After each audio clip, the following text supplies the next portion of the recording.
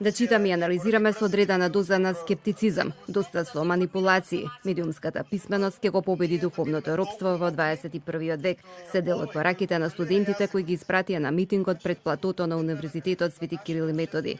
Студентите кои велат дека се авангарден во општеството, побараа да се воведе едукација за препознавање на лажните вести и посочија за медиумскиот хаос. Можам да кажам дека во секоја телевизија, во секој вестник различно една информација се пренесува и не можеме баш да си составиме една јасна мисла за тоа што сакаат на вистина да ни пренесат, меѓутоа работиме на тоа. Да не бидеме мета на медиумската пропаганда и секако сите овие информации кои што доаѓаат до нас пред се добро да ги провериме, да ги искористиме за најдобри можни цели.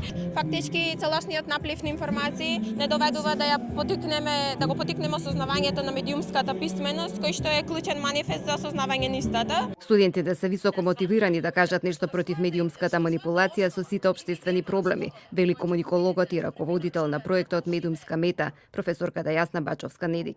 Ние знаеме дека 27 години не успеавме да го контурираме тој медиумски систем со еден добар јавен радиодифузен центар што е многу карактеристично за европските земји.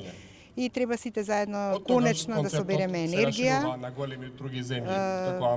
да се среди овој домен, да имаме еден и политички плурализам во медиумите, меѓутоа и професионално добри медиуми кои што ќе одговарат на потребите на едно современо општество. Настанот е дел од проектот Не биди медиумска мета кој го спроведува Македонскиот институт за европски студии со поддршка на Европската унија.